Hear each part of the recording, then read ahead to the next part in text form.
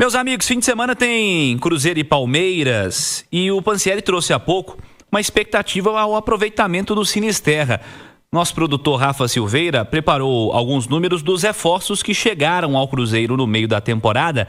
Nós temos uma arte para exibir na live também, para a turma acompanhar. Os números estão na tela, para quem está no radinho é a outra, viu, gente? Essa aí nós vamos falar daqui a pouquinho, essa aí do desempenho contra a equipe do G6.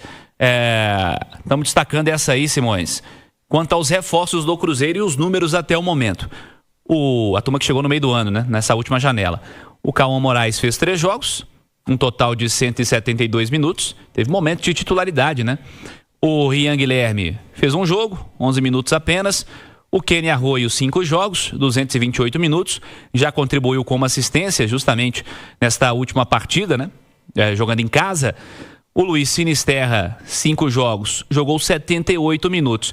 Fez um gol, né? Contra o Bahia, não? Tem um gol. Na Fonte Nova? Tem um gol, tá faltando na listinha ali. O gol do 1-1, né? Depois o Gabigol fez o gol do chutaço também. Um golaço. A jogadaça do Matheus Pereira, ele pega o rebote. É isso. Números dos reforços do Cruzeiro. Simões, como é que você observa o aproveitamento dos reforços e como eles estão sendo encaixados e que essa turma já mostrou nesse primeiro momento aqui no Cruzeiro? O Cirilo, assim, os dois que carregam a maior expectativa são o Luiz Sinisterra e o Kenny Arroio, né? Até porque criou-se muito aquele cenário de que o problema do Cruzeiro é o lado do campo não cria, o Christian e o Wanderson não são criadores, não tem o drible, não tem a assistência, não tem essa coisa toda. O Arroio realmente mostra muita capacidade, mas eu acho que ele é imaturo taticamente ainda e é só um garoto, é sub-20, né? E do Sinisterra é muito difícil da gente falar, porque praticamente não jogou, né? O Sinisterra jogou muito pouco, tá? Jogou muito pouco. A impressão que eu tenho é de que o Leonardo Jardim, com esses dois jogadores, ele vai viver o dilema, sabe aquele dilema, é fresquinho porque vende mais ou vende mais porque é fresquinho? Justamente essa história da recomposição que o Wanderson e o Christian oferecem ou a ofensividade que o Sinisterra e o Arroio podem dar a esse time do Cruzeiro. Eu acho que ele vai poder trabalhar com essas duas opções, tá? Com essas duas opções, mas a gente pensar no cenário imediato, por exemplo, domingo contra o Palmeiras, no Allianz Parque, eu acho que não joga o Arroio. Eu acho que joga Christian e joga Wanderson. Pela característica do jogo, pelo tipo de exigência que o Cruzeiro terá. O Cauã deixou uma boa impressão num primeiro momento, depois no segundo já não foi tão bem, mas isso é normal também da idade, e o Rian Guilherme entrou no final de um jogo em que o Cruzeiro estava todo capenga, né? Ia perdendo o jogador, foi contra o Sport, não foi isso? Foi. Que ele entrou no Mineirão, né? Então, quer dizer, eu acho que assim, quem deixou a melhor impressão até agora é o Arroio, realmente é um jogador de muita qualidade, eu acho que vai amadurecer muito nas mãos do Leonardo Jardim, mas eu acho que em determinados momentos o Arroio e o Sinisterra, que são as duas grandes aí esperanças do torcedor do Cruzeiro, jogadores que possam vir a dar criatividade, né, qualidade ao lado de campo do Cruzeiro, eu acho que em determinados momentos eles vão continuar sendo reservas, isso quando estiverem os dois à disposição de Christian e Wanderson, dependendo do desenho do jogo.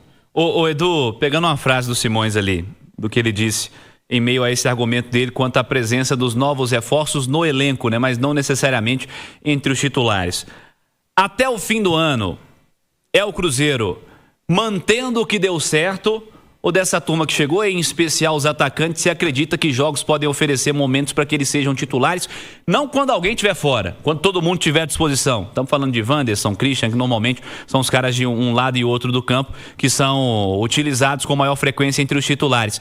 É o que deu certo ficando até o fim do ano, ou você acredita que Arroio e Sinisterra ainda têm potencial e demonstraram para retomar, para tomar a titularidade já nessa temporada? Não, quem chegou com status para tomar titularidade foi Luiz Sinisterra. Esse chegou para disputar a posição, para em determinado momento assumir uma titularidade, só que a parte física não deixou.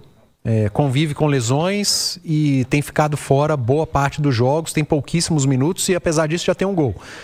O Arroio, todo mundo sabia da qualidade, mas ainda é muito jovem, mas tem demonstrado essa qualidade em campo, já com assistência, jogador muito agressivo, driblador, vai pra cima, agressivo no bom sentido, tá, gente? do cara do 1 contra 1. Algo que faltava nesse Cruzeiro, dito várias vezes pelo Leonardo Jardim, né? Que precisava dessa característica, e tem nele, Arroio, e no próprio Sinisterra. O Arroio tem tido mais oportunidades porque fisicamente está inteiro. Os outros dois garotos, sem problema, acho que está tudo dentro da expectativa, só em ocasiões especiais mesmo que vão entrar, numa ausência, numa suspensão, ou até mesmo num jogo em que a coisa já esteja resolvida para ganhar mais minutos. Mas é mais difícil para todos eles, Cirilo. Até não só pelos jovens, mas pelos experientes. Aliás, pelo experiente Sinisterra e pelo jovem que chegou com maior status, o Arroio. Porque eles chegaram num time encaixado. Eles chegaram num clube que os 11 titulares são 11 titulares mesmo. E um treinador que não tem por característica ficar rodando elenco. Que é técnico de um time que praticamente desde que chegou está em 2 competições. E que a segunda competição foi passada para depois da atual, que é o Campeonato Brasileiro. Então hoje, o Cruzeiro está num momento mais confortável físico e de calendário do que quase todos os seus concorrentes no campeonato. E nos concorrentes direto, muito melhor do que Palmeiras e Flamengo, por exemplo. Aliás, o Palmeiras entra em campo daqui a pouco, enquanto o Cruzeiro treinou e recuperou atletas. E quando você chega num ambiente desse, em que o calendário te favorece mais e que o time está encaixado, tem 11 titulares jogando bem, o time está ali brigando por título em 2 competições, é mais difícil você entrar. É claro que vai ter a cobrança de alguns torcedores que, por exemplo, o Wanderson não tem números expressivos de gol e assistência. Aí já vem o torcedor. Opa, chegou um menino endiabrado aqui. Vai pra cima, driblador, deu uma assistência, entrou bem em Salvador, ajudou a equipe a virar o jogo. O Wanderson não me entrega gol nem assistência. Quero o Kenny Arroio. Esse Arroio tem que jogar. Mas se esquece da importância do Wanderson. Porque esse Cruzeiro chegou onde chegou aqui com o Wanderson. E o Leonardo Jardim conhece muito bem o Wanderson e banca o cara. Você sabe a impressão que eu tenho? Às vezes, quando tudo tá dando certo, a turma ainda tem um probleminha pra caçar, sabe? Ah, mas esse Wanderson não faz gol, mas esse Wanderson não dá assistência. Mas é cultural, é do futebol. Sabe assim, mas o Cruzeiro dessa temporada, olha pra trás, gente. Olha 2, 3 anos pra trás aí. E olha pra esse ano, o que o Cruzeiro do Jardim joga. Não, o Jardim Aliás, falou... olha pra esse ano, tá? Olha pros 3, 4 primeiros meses desse ano. E olha o Cruzeiro do Leonardo Jardim brigando com a turma do G6, olhando do mesmo nível, pra todo mundo do G6, ganhando de todo mundo. Então, às vezes, tipo assim, caçar um probleminha pra reclamar que tá acontecendo aqui, que isso aqui poderia ser melhor, não sei, talvez eu tenha essa impressão, sabe? O Jardim citou na última coletiva, né, as últimas temporadas no Cruzeiro em Campeonato Brasileiro, que o Cruzeiro não brigava entre os 4. Mesmo nas temporadas vitoriosas de Copa do Brasil com o Mano Menezes, o Cruzeiro não brigava ali entre os 4 no Campeonato Brasileiro, porque focou na Copa do Brasil e meio que largava, né? O Brasileirão não sofria lá atrás, na tabela, mas também não brigava por G4. E depois de muitos anos, o Leonardo Jardim, o Wanderson, o Christian, esses caras, colocaram o Cruzeiro na briga pelo título. São 5 pontos de diferença, gente. A gente não fala numa briga mais acirrada, porque quem tá à frente são Palmeiras e Flamengo, 2 seleções, né? Mas o Cruzeiro está a 5 pontos e tem um confronto direto agora, no domingo, contra esse Palmeiras. Os 5 podem virar 2, porque o Palmeiras entra em campo daqui a pouco e pode perder o foco no final de semana para o jogo da semana que vem da Libertadores. É absolutamente plausível que aconteça algo nesse sentido. Então, eu tô nessa. Para mim, o Wanderson joga domingo. Para mim, os 11 iniciais do Cruzeiro contra o Palmeiras são aqueles que a gente já cansou e já decorou. E o Kenny Arroio vai ser uma ótima opção de banco. Agora, em determinados momentos vai ser uma ótima opção como titular. Sim. Por exemplo, para você encarar um Vitória no Mineirão, é melhor ter o Arroio que o Wanderson. Claro, ou o Christian. É isso. E aí a gente vê, por exemplo, e aí isso já chegou ao futebol brasileiro, a gente vê o Felipe Luiz fazer isso no Flamengo, jogo sim e jogo também. O time do Flamengo que encarou o Palmeiras domingo no Maracanã foi diferente do time do Flamengo que encarou o Racing ontem. O lateral direito era o Emerson Royal, ontem foi o Varela. O ataque tinha Luiz Araújo, tinha o Samuel Lino e o Pedro. Ontem não teve o Samuel Lino, teve o Carrascal. Carrascal e Arrascaeta jogando por dentro. Exato. Então é isso. O lateral esquerdo, um dia é o Alexander, no outro é o Ayrton Lucas. Né? Os volantes, né? Ele pode ter Pulgar e Jorginho. Ou ele agora pode ter, não vai ter mais o Pedro. Né? Ele pode ter Jorginho e Saul. Entendeu? Então, é mais fácil também, né, fazer isso, né? Então essa... Quando você olha pro Flamengo é mais fácil também fazer. Muito mais fácil. É muito mais fácil. Não, mas aí o Cruzeiro vai ganhando opções, entendeu? E aí é dançar conforme a música. Quando você passa a ter opções, você passa a poder ter variações, maneiras diferentes. Pô, para encarar um Vitória, que vem aqui, o time do Jair Ventura, todo mundo conhece. É 3 zagueiros, 2 laterais. Então ele faz linha de 5, né? Ele faz linha de 5. Para você quebrar isso, você precisa ter um driblador.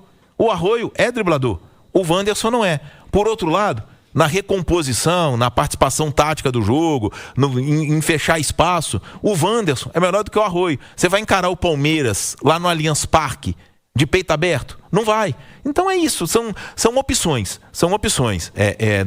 Eu acho que o Cruzeiro ganha, né? Agora, é uma pena que o Sinisterra ainda não tenha conseguido jogar, né? Porque ele praticamente não jogou, por mais que tenha esse gol contra o Bahia, e foi um gol importantíssimo, né? Porque abriu o caminho para aquela virada.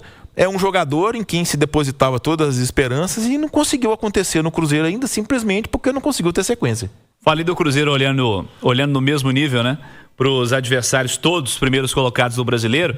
A gente tem um recorte que está no YouTube também, da Itatiaia agora, para a galera acompanhar. O Cruzeiro contra os times do G6 do Campeonato Brasileiro. Para quem está no radinho eu vou descrever, para quem está no YouTube vamos colocar a arte na tela aí. Cruzeiro que venceu todo mundo, né? Enfrentando no mesmo nível todo mundo do G6 do Campeonato Brasileiro. Flamengo vence em casa 2-1, fora empata por 0-0. Palmeiras vence em casa 2-1, vai jogar agora no fim de semana. Mirassol vence em casa 2-1, empata fora de casa. Bahia vence em casa 3-0, vence fora de casa 2-0. Botafogo vence fora de casa 2-0. É o Cruzeiro jogando e vencendo todo mundo, não sendo derrotado por ninguém dessa turma dos primeiros colocados. E vem aí um enorme Palmeiras e Cruzeiro no próximo domingo. Eu tô falando que o Lanús não é tão ruim, né? Gol. Neste momento. Sai na frente. Neste momento, olha o gol do Lanús. Às vezes a Laú também não é tão boa, né? Não, mas o time do Lanús não é essa draga que o Simões está falando. Não, mas eu posso ter ficado contaminado eu acho que o pelo coração ao vivo. dele tá falando mais alto. Ele tá com ódio mortal do Lanús. Eu acho que não, pelo ao vivo eu fiquei contaminado. Eu não achei bom também assim. Não, achei bem ruim. Não, mas não é ruim assim não, tá, gente? Mas ao gol, a Laú, olha lá, gente. Pelo amor de Deus, o que o zagueiro... O que o goleiro tava fazendo ali, gente? Mas nenhum pé de rato, né? Pé de rato faz gol assim. Mas deixa eu te falar. Escrevendo o lance, uma recuperação. Mas pé de rato toma gol assim, né? Escreveu o lance, uma recuperação do atacante do Lanús, intermediária, do Rodrigo Castilho. Ele recupera a bola do zagueiro, que era o último homem, vê o goleiro adiantado e manda por cobertura. Belo gol. Lanús 1, Universidade de Chile 0, Copa Sul-Americana. Temos 25 do primeiro tempo. Aliás, do semifinalista, porque olha só, o Lanús já ganhou Sul-Americana, né? Já. A Laú também, com o São Paulo, não foi? Isso. 2011. E o Del Valle também é bicampeão. O Galo é o único semifinalista que nunca venceu a competição. Isso. Interessante isso, né? E se vencer... Mas é o único semifinalista que tem Libertadores. Né? Isso, o único semifinalista que tem Libertadores. Acho que a Laú já decidiu a Libertadores, o Lanús já decidiu a Libertadores e nunca conseguiram vencer. O Lanús perdeu pro Grêmio, né? Aliás, o Lanús e Atlético já jogaram 2 finais, né? 2 decisões. Hoje eu conversava com o Eustáquio. Comebol e Recopa. Eu conversava com o Eustáquio. Os títulos internacionais do Atlético são 2 sobre o Olímpia, a Comembol de 92 e a Libertadores de 13, e 2 sobre o Lanús, a Recopa de 14 e a Copa Comembol de 97. Verdade.